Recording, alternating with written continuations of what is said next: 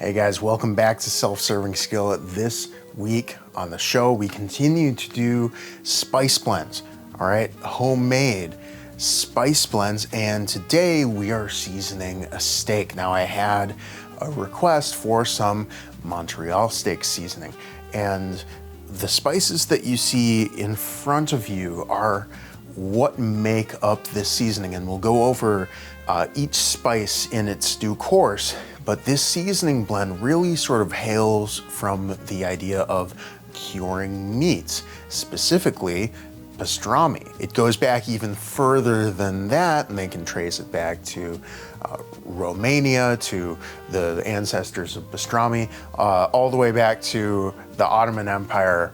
And I read one thing about how they would cure camel meat with this. Don't know if that's true or not. It would be silly not to eat an animal that's readily available, but also it's like a horse, you know. I have to imagine that it's worth more as a vehicular animal than it is as a meat animal. I don't know. Those are just my thoughts.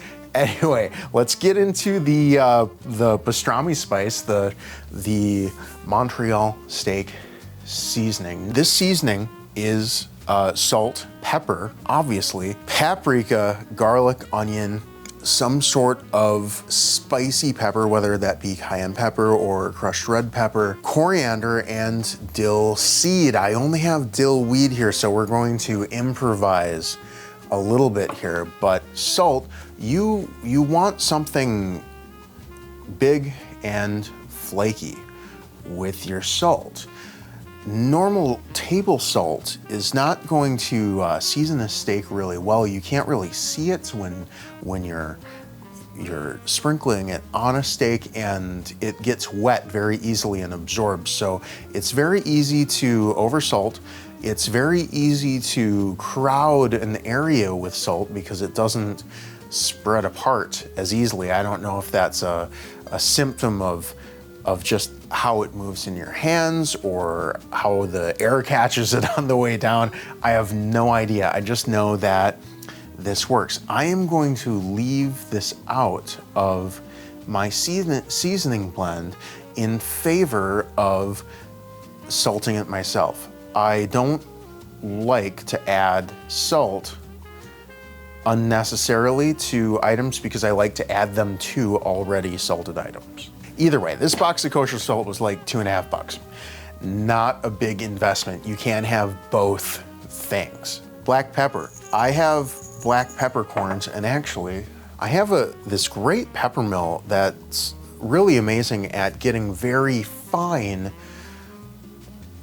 pepper out of it, and as well as pretty coarse. And if you look on the top here, this knob that you twist to take the top off to refill it, you can bring that up, and it loosens this bit at the bottom here, and that allows you to get a more coarse pepper.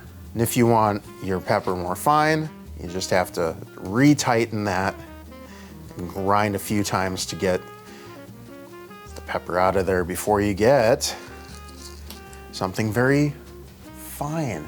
Your directions for this are 2 parts, 2 parts, 2 parts, 1, 1, 1, 1, 1. All right, and I can do that with anything. I can do that with cups. I can do that with 5-gallon buckets, or I can do it with the smallest unit of measurement that I have on hand, which is 1/2 teaspoon and 1/4 teaspoon. Most of the reason for the series is so that I don't have to have the jar hanging around. So if you want to have a jar of Montreal Steak Seasoning, use tablespoons, use 1/4 cups even.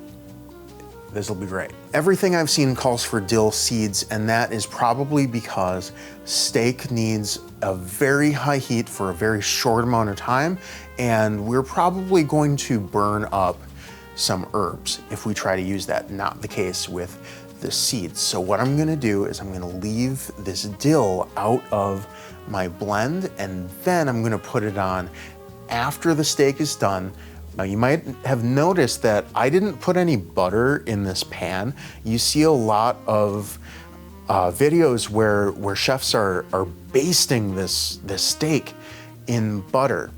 There are two reasons I don't do this. One, I've never really been able to get it to work well for me. I've never been able to get the motion really good. And two, I really think I just like fresh melted butter a little bit better than slightly browned butter. So I just melt some butter on top of my steak while it's resting, and that's delicious for me. Now, with all of this being said, these are very bold flavors. This is a complex mix, and when you eat this, you're going to taste the seasoning blend. The beef doesn't really stand out, which is great for sort of lesser cuts of beef, for steaks that aren't maybe as high of a grade. But for something really good, something that you're gonna spend a little bit of money on, I just wanna go with salt and pepper. So that's exactly what I'm gonna do. This whole steak, which is a top sirloin, by the way, this whole steak I want to sprinkle with salt. And when you go and you sprinkle with salt, don't get right over the top here. You're gonna create lines like you saw in the thumbnail. You wanna get up here. You wanna get to chest level or above. Sometimes I'll even drift above my head when I'm doing it, just because it's so fun. There's a reason that the Salt Bae thing is a meme, is a meme of society in the true sense of the word meme, right? Because yes, it's a picture meme, but also we understand that, like, that's a common experience that we've had. Once the steak has been patted dry and then salted, I'm going to pepper it. Now, remember how I opened this up, right?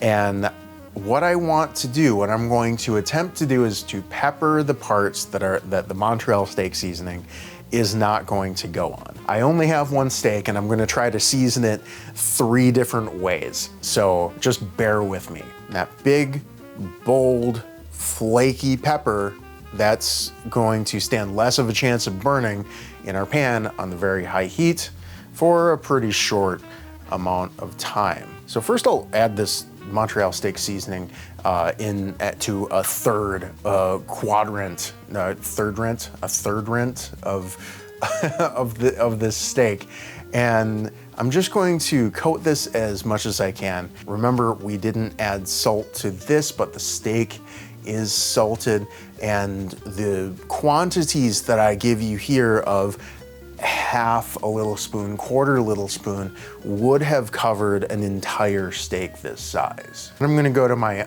other side, and I'm going to use some cumin. Now cumin, you can get this ground, all right? And it doesn't stay as fresh for as long, which is why I use the cumin seeds. This time I'm just going to put this in a mortar and pestle. I'm going to grind this around.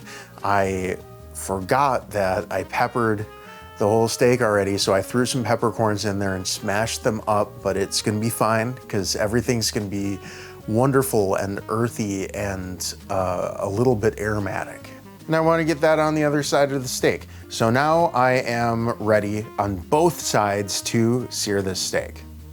Now we need to talk a little bit about heat in relativity to steak thickness. So I measured this from the bottom up, and it seems to be about 1.25 inches. Just from past experience, I know that for a medium rare, I'm going to want about 2.5 minutes per side of like a medium high heat. We're talking with your dial like 75 to 80% of the way, all the way to high.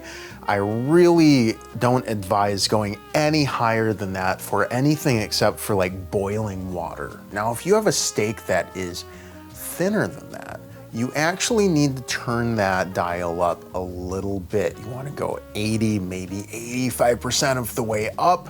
Really push it. If you have something that's like 3/4 of an inch thick, you're not going to get that nice crust on the outside if you use a lower heat. If you cook that at like 70% up the way your dial, by the time you develop a crust, the inside's going to be just decimated.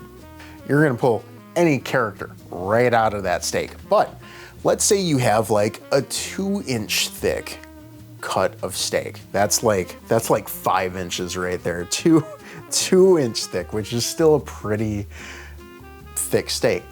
Then I would only go maybe 60% around on your dial. So yes, it's going to take a little while longer to develop that crust, but it's also going to take a little while longer to cook through that steak. So by the time you develop the crust at that sort of 60% mark, you're probably looking at about 4 minutes of cook time, assuming your pan was all the way heated by the time you started. But because of the thickness, you're still going to get a nice medium rare in there. Now, do your own, I struggle to say research, but the data that you gather from doing this a lot has to be yours and yours alone.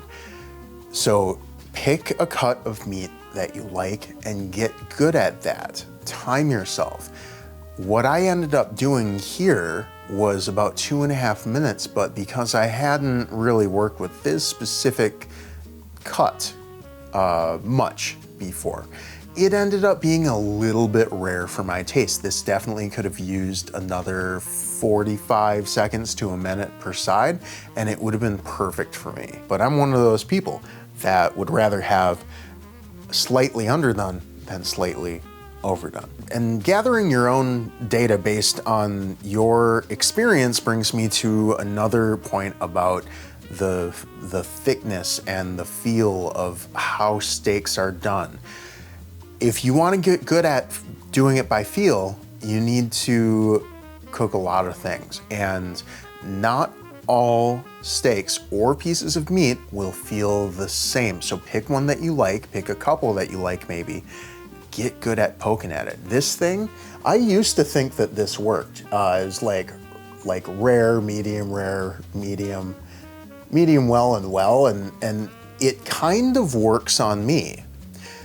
My muscle is pretty thick right here, and it reacts, I think, the way that a piece of meat that's well doneing up acts. And I changed my mind about it when I was trying to explain this concept to a lady who didn't really have very big of a muscle right there. So she did this, and I poked her finger, and it felt like one thing, but it felt the exact same when it was over here. So it doesn't work for everyone. Everyone's hand is different, and steaks are different too. So just rely on your own senses over time, and you will eventually get really good at this.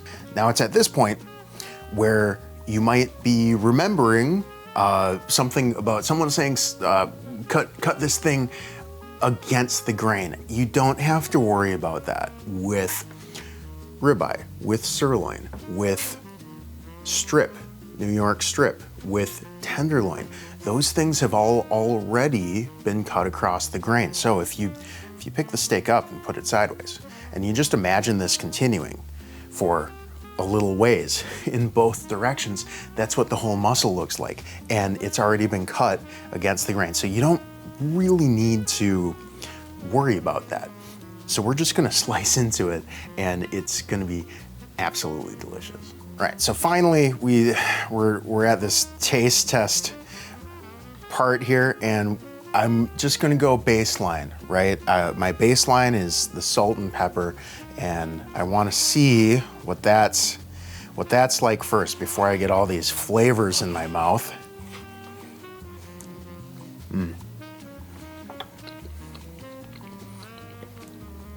And there's no question that I'm eating a steak. It's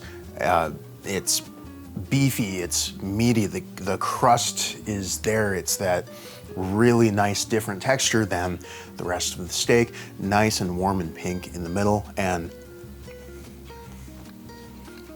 the salt and pepper just brings out the steak. It's perfect. If we want the taste of beef, that's how to do it.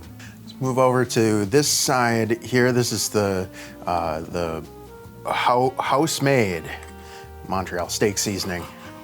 And this, I think, is gonna be a little more complex than our cumin over here. Cumin, it's gonna have the one note, but it's going to really lend itself to the beef. I wanna get that in my mouth before the big bold cumin.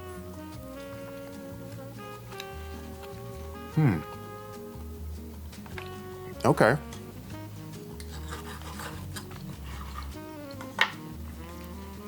It definitely lends itself to beef well, but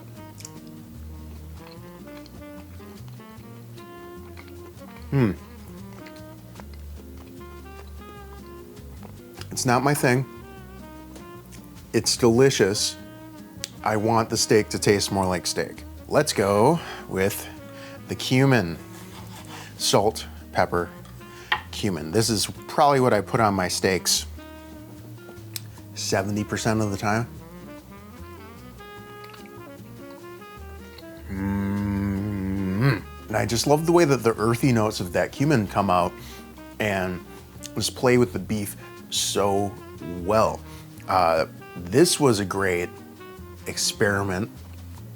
I really enjoyed every aspect of this process. And if you'd like to make your own seasoning blend, maybe start small, start with salt and pepper and something else, and keep adding the savory flavors until you kind of come up with something that you really want to have. I think that if you get a good quality steak, if you cook it properly with a nice crust on it, then you really don't need to go too heavy with the seasoning. Salt and pepper, I think, is all you need. Something a little bit extra, the cumin, maybe some paprika or some cayenne pepper, garlic, onion, things like that. We don't want to go overboard. If you're interested in what's in my pantry, what's in my spice drawers, that's the extra content that I did on Patreon for this month, is to look inside my spice drawers with sort of a key into my philosophy on spices, which is what this whole month is about. Get in the kitchen and make yourself something amazing